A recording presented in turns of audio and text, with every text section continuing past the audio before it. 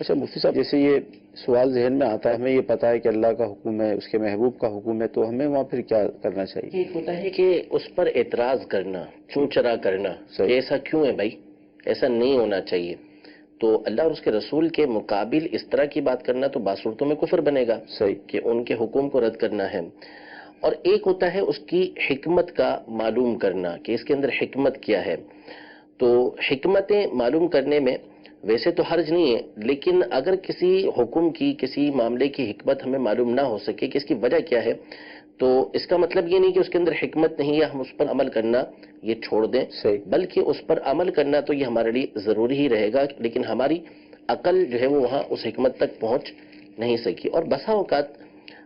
اس میں ایسا ہوتا ہے کہ موقع ایسا نہیں ہوتا کہ آپ اس کی علت یا اس کی حکمت کے بارے میں سوال کریں، کہ وہ ایسی کیفیت پیدا کرتا ہے کہ جس میں ایسا محسوس ہوتا ہے کہ وہ نبی کریم صلی اللہ تعالیٰ علیہ وسلم کے فرمان کا گویا کہ رد کر رہا ہے. تو ایسا موقع ہو تو ہرگز جو ہے وہ اس طرح کا سوال نہیں کرنا چاہیے. مثلاً حضرت سیدنا عبداللہ بن عمر رضی اللہ تعالیٰ عنہما، بخاری شریف کی حدیث مبارکہ ہے کہ کسی نے سوال کیا کہ حجر اسود کو چومنا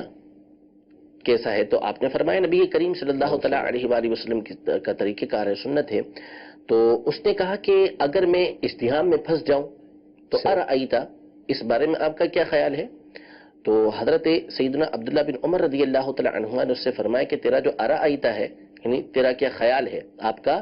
کیا خیال ہے، اس کو اپنے یمن کے اندر رکھ کے آ جاؤ. یعنی تم یمن کے رہنے والے ہو، میں یہاں پر تمہیں نبی کریم صلی اللہ علیہ وسلم کی بات بیان کر رہا ہوں، ان کی حدیث بیان کر رہا ہوں، اور تم آگے سے کہہ رہے ہو ارأیتا، آپ کا کیا خیال ہے. تو میرے خیال، یعنی یہ جو ارأیتا تم نے کہا نا کہ آپ کا کیا خیال ہے، اس کو یمن کے اندر رکھ کے آ جاؤ، آپ جلال میں حالانکہ سوال مناسب تھا،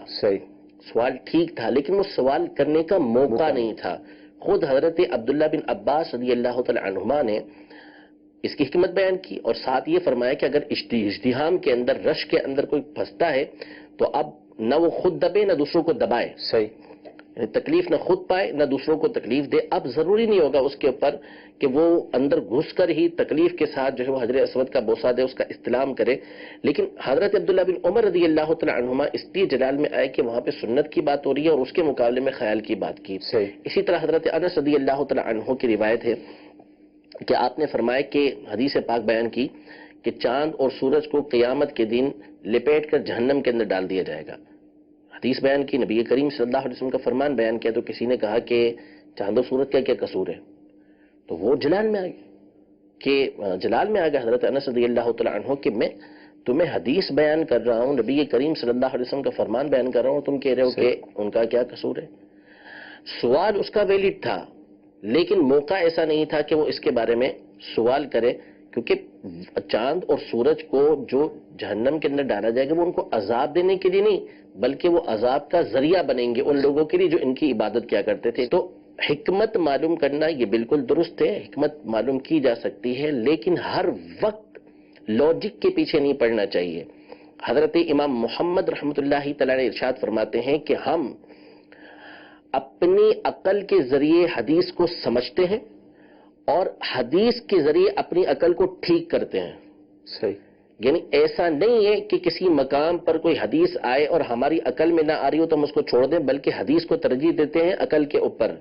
عقل کو اپنی حدیث سے ٹھیک کرتے ہیں، حدیث کے ذریعے سے اپنے عقل کی اصلاح کرتے ہیں، اور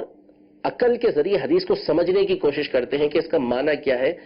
یہ تو ایسا نہیں ہے کہ حدیث آئے اور عقل کچھ اور کہہ رہی ہو، لاجک کچھ اور کہہ رہی ہو تو ہم لاجک کے پیچھے چلیں اور حدیث کو چھوڑ دیں، یہ جائز نہیں ہے. اس طرح کی بہت ساری امثلہ جو ہے وہ بزرگوں کے کلام کے اندر موجود ہیں. تو حکمت تلاش کرنا ایک الگ بات ہے، لیکن ہمیشہ حکمت کے پیچھے پڑے رہنا، لاجک کے پیچھے پڑے رہنا، یہ بندے کو بعض اوقات گمراہی کی طرف لے جاتی ہے. تو ہر وقت اس کے پیچھے نہیں پڑنا چاہیے.